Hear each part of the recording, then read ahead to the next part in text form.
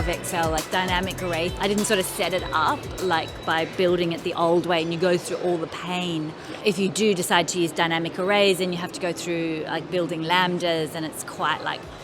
Danielle Stein Fairhurst is a Microsoft MVP. She's somebody that's very well known and also very highly respected in the Excel and financial modeling industries. She runs a very large community on LinkedIn. She is the creator of the Women in Financial Modeling group, somebody that does a huge amount to try and push women to prominence in the financial modeling industry. And she delivered an amazing talk at the summit as well. Now, whereas Ian Bennett talked brilliantly about the principles of best practice financial modeling, Danielle went quite practical. So Danielle looked at something that you might expect to do in a financial model. It was debt-related modeling, and she took 3 approaches to modeling this part of a debt facility. She took what I would now call the traditional approach, and I hate the fact that it's now called the traditional approach because it makes me feel old.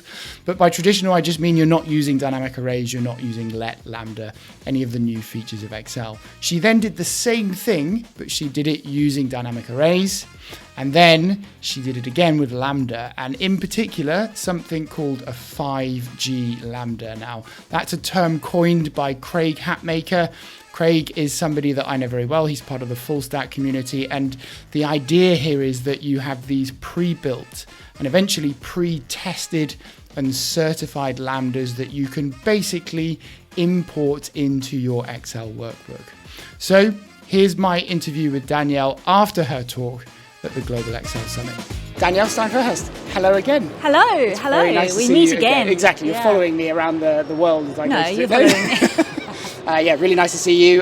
Day 2 at the Global Excel Summit. You've just finished an awesome talk on financial modelling and really like modern financial modelling and possibly where the future's going with dynamic arrays. Well, it's hard 5G. to tell, but I think so. I really think that the future of Excel, like this dynamic array thing, I think we've really got to get our heads around and come to terms with, and it's just not commonly used yet. So it's good to get people to start using dynamic arrays, I think.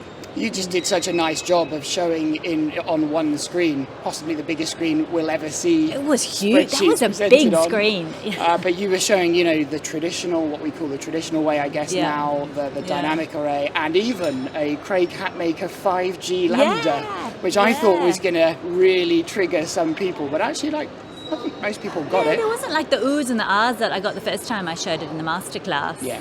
But because of, I didn't sort of build it, I didn't sort of set it up like by building it the old way, and you go through all the pain of doing it the old way, and then you do it with if you do decide to use dynamic arrays, then you have to go through like building lambdas, and it's quite like, do I really want to use dynamic arrays with this, which was kind of what we were talking about.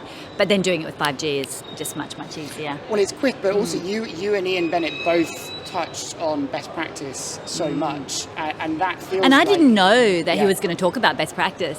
When he started talking about it, I was like, oh, wow. Well, fortunately, I agree with everything Ian says. So and also it could have been awkward. You did, but you showed more of the detail of the modelling. Both of you covered the principles. That's going to be really interesting, I think, the 5G stuff, that argument between the black box, but the speed of the solution. I mean, I'm new to the 5G stuff, and I hadn't sort of used it before.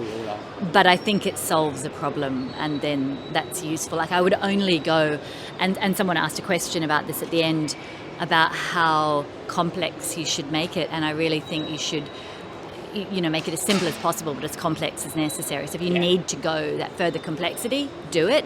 But if you don't need it, just keep it simple. I love that. Simple as possible, complex as necessary. This is a good tagline. We've still got some sessions this afternoon. Obviously, I think, I don't know how many we've seen now, 10, 15. This morning was highlights? Amazing. I know what my highlight is, but I think it's probably the same as yours. I really loved Carlos Barbados. Barboza. Carlos Barboza, He's amazing. Like I've met him before, like virtually, of course. But his stuff was incredible. He literally delivered a performance, didn't he, from start to finish? It was smooth. Crazy.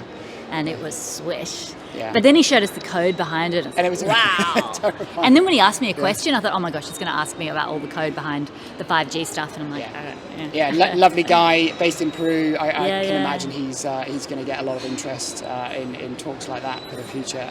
How long are you in the UK for? About a week. Yeah. Okay. I mean, you've got to kind of make it worth the trip. Yeah. So yeah, I got here about 4 days before the conference started, so I was all ready to go by the time we started. So I had got a bit of sleep. Nice. Any specific plans after the summit? No, or is it just heading straight off. Yeah, head straight home after that. Well, it's been lovely to see you again. I have a feeling I'll be back in Australia before too long, so we'll have but to you've have got a few round. other trips planned. Yeah, well, I'm really tempted to add Peru and Carlos to my list for the series now. After what we saw there's so today. many. Yeah, it's quite addictive when you start doing these summits, and I tell you what, in person is there's nothing like it. It's so much better doing it in person. I mean, we did it online the last couple of years, and certainly for the Global Excel Summit, for us, it was the middle of the night, which is, I sort of did my session late at night and then caught up the next day, but yeah, doing it in person is just 10 times better. I think that's been the highlight of the whole thing, isn't it? The talks have been great, but actually just seeing people face to face has been amazing. Yeah. All right, well, we've got lunch to go get, yes. so I'll leave it there. Thank you for stopping and chatting, and enjoy the rest of the summer. No worries. Yeah. Thanks, Danielle. Okay.